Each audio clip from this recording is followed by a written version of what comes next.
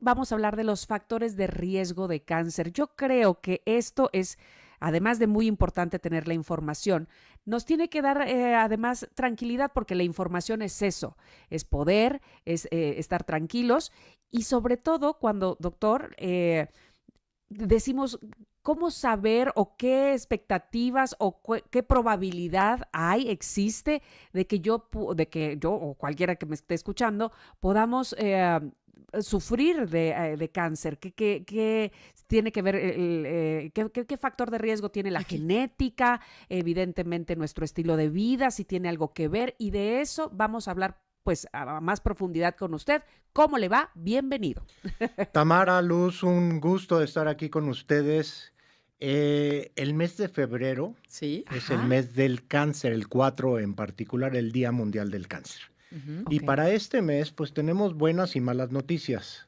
Oh, Buenas, que tenemos una sobrevida del cáncer que nunca se había logrado. El 70% de los casos ay, wow. diagnosticados pueden salir adelante sin ninguna consecuencia. Ajá.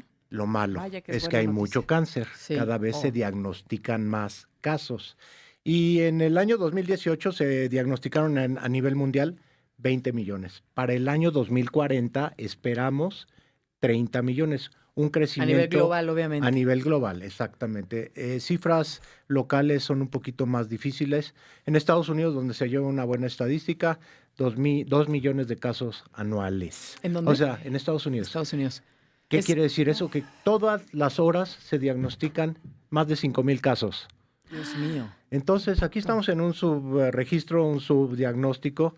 Y bueno, tocaste el tema de factores de riesgo, Sí, que sí. son algunos que podemos modificar y otros no. Y la prevención, que es lo más importante debido a la situación mundial y a la carencia económica, lo mejor que podemos hacer Es es que prevenir. no nos dé. Claro. Existen factores de riesgo que se pueden modificar y otros que no. Por favor, díganos. Estamos Factores de riesgo atentas. modificables, seguramente la dieta. Ujú. Ahora comemos muy mal, comemos comida rápida, chatarra, a deshoras. La obesidad y el sobrepeso está terrible, rampante, es una palabra. Sí. Ujú. Y todo eso contribuye. El sobrepeso y obesidad está relacionado a 14 tipos de cáncer. Wow. El tabaquismo, Uf. igualmente. 50% de los cánceres se previenen Sin no fumar. fumando. Y sí, Ujú. eso ha Porque no bajado, estamos ¿eh? pensando nada más en cáncer de pulmón. O No, sea, cáncer de vejiga, cáncer renal, cáncer de la ¿qué dirías? boca. ¿Cómo es Boca, posible que me lo lengua provoca el también, ¿no? cigarro? Es que es tanto veneno que se te Tres puede mil afectar a cualquier órgano. carcinógenos en un tabaco, Wow. en un cigarrito, ¿no? No nada más la nicotina. El vape Ujú. no es mejor. Alcohol. El alcohol ya está prohibido, así prohibido, cero alcohol.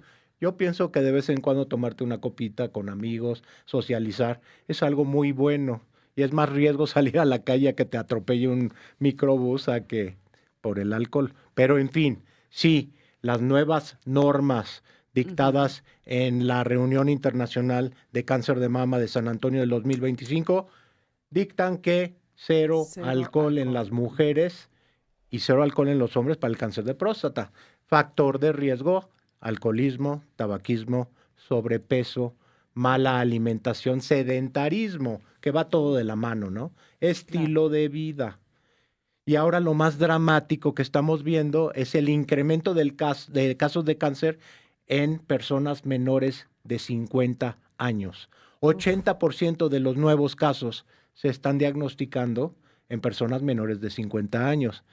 Y los casos de cáncer en este grupo de Ujú. jóvenes Ujú. son mucho más agresivos que en las personas de edades mayores. Un cáncer de mama en una mujer de 30 años Mucho más es agresivo. muy agresivo. Ay, Responden Dios muy bien, mío. por cierto. Ajá, No ok. todo está Eso es buena perdido. noticia, Les claro. va muy bien cuando se hacen Sí. las cosas perfecto. Ujú. Pero una persona de 70 y 80 tiene un cáncer y lo puede tener por mucho tiempo y no va a tener consecuencias graves en la mayoría de las personas. Pero bueno, entonces, aparte de que es el 80% del aumento de casos de incidencia, el 30% de las defunciones actuales por cáncer están relacionadas a la edad joven. Y se preguntarán por qué le está dando tanto cáncer a esta población, que ni siquiera ha tenido exposición a tanto de los factores de riesgo.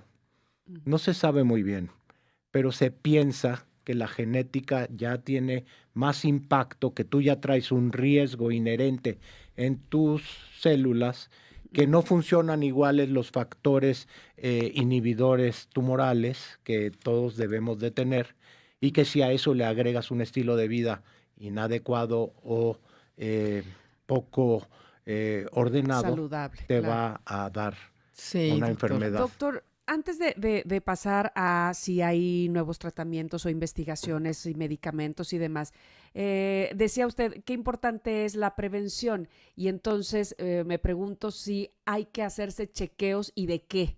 O sea, más allá de que en octubre siempre estamos nosotras en específico hablando de hacer mastografías, de ir al ginecólogo a hacer Papá Nicolau y demás, en general, ¿de qué convendría estarnos checando precisamente para tener una detección temprana en caso de que hubiera alguna célula maligna? Pues las más importantes las acabas de mencionar, pero hay cosas proactivamente que podemos hacer. Si tú vienes de una familia en donde hay mucho cáncer, la posibilidad de que heredaras ese cáncer es elevada, y hay formas de identificar esas mutaciones o errores celulares a través de lo que se llama un panel de mutaciones genéticas para cáncer. Ajá. Esas ya existen, no son demasiado caras y te dan muchísima información. ¿Qué puedes ganar con eso? Saber que si heredaste una de estas mutaciones, ¿qué puedes hacer? Y es diferente una detección en una persona que no tiene esta mutación a una que ya sabes que la tiene, y tienes que hacer una vigilancia activa o tienes que hacer ciertos procedimientos de reducción de riesgo o prevención. Por ejemplo, en cáncer de mama, en personas que heredaron una mutación de BRCA1 o 2 o de otros genes que tienen alta prevalencia para cáncer de mama, pues haces resonancias mamarias, la mastografía no te sirve, tienes que estar en manos de un experto. Por eso ir a un oncólogo no significa que tengas un cáncer, sino que quieres saber qué puedes hacer, y esta orientación te la va a dar muy bien haciendo estas pruebas, sabiendo qué tienes que hacer. Hay familias en donde hay poliposis familiar múltiple, en donde hay cánceres antes de los 40 años y se tienen que hacer procedimientos drásticos como una colectomía total. Claro. Y eso sucede. Es que me llama la atención varios puntos. Uno es que si ya sabemos que se está presentando el cáncer en edades más jóvenes y es tan letal, ¿por qué entonces los check-up médicos no te los están recetando o pidiendo más bien a edades más jóvenes? Y junto con pegado esta pregunta, existe este estudio que es el PET, ¿no? Como para que, digamos, sería una radiografía, es cierto, no lo es, pero como para entender si hay cáncer en tu cuerpo y detectar en dónde. ¿Por qué entonces, con niveles tan altos, no te mandan a hacer un estudio de PET? Porque también sabemos que el cáncer muchas veces no tiene síntomas. Varios puntos aquí. A ver, primero, los check-ups para mí siempre quedan muy cortos. Están identificados o están, depende de la empresa o depende de la aseguradora a qué edad te lo van a empezar a hacer. Y se quedan cortos en el sentido de que pues es un estudio de un día y te hacen las pruebas más comunes, te hacen un estudio de sangre, te dicen que estás gordo, te dicen que tienes caries, te dicen que no ves bien, etcétera. Es cosa muy, muy, muy somera. Y dejan pasar cosas que, y me ha tocado, o sea, llega una persona que tiene 6 meses que le hicieron un estudio de check-up y que trae un cáncer, ¿no? Ya hay un cáncer. ¿Por qué no salió? Porque no lo vio un experto, porque lo vio un médico general, porque así es como se ve. Te pasan con el nutriólogo, con el odontólogo, con el oftalmólogo, etcétera, etcétera. Antes de que se me olvide, otra cosa que podemos hacer de prevención son las vacunas. Por ejemplo, la vacuna del BPH para cáncer cervicouterino y todos los cánceres que están relacionados a virus de papiloma humano, cáncer de garganta, cáncer de muchos lados, ¿no? Finalmente, hay virus que están relacionados y parte de la prevención, o sea, perdón que me haya regresado, pero es algo bien importante y que no debemos de dejar de tocar. Hacer la mastografía, hacer colonoscopía, sobre todo en personas que tienen antecedentes de cáncer de colon en la familia. Todas las indicaciones de las pruebas de detección han ido modificándose y mucho tiene que ver el perfil de riesgo de cada persona. Por eso es importante ponerse en manos de una persona, un oncólogo, que te tome una buena historia clínica, que sepa cuáles son tus factores de riesgo y que identifique estas áreas de oportunidad para hacer los estudios que son Pertinentes. importantes Claro. y pertinentes. Claro. Y entonces Doctor, cuéntame, Perdón, y la te del faltó PET. la Sí, del sí. PET. Sí. Ajá, la El PET. PET es muy importante para estadificar, para saber que no tengas una metástasis, pero no es un estudio para una tamizaje o detección. Cualquiera se puede hacer un PET cuando quiera, sí, Pero ciertamente. no necesariamente te van a Pero indicar ¿sabes si cuál es tienes la cáncer? limitación del PET? Que no ve tumores menores de medio centímetro, si quieres. Y además puedes tener hallazgos que son no son fijos, que no son tangibles. Puedes tener alguna zona de sospecha y no te va a dar, no se recomienda. Igualmente existen las pruebas de sangre que son los antígenos. Entonces, para mama el CA15-3, para ovario CA125, para páncreas CA19-9, eso lo tiene que manejar un experto y no es tan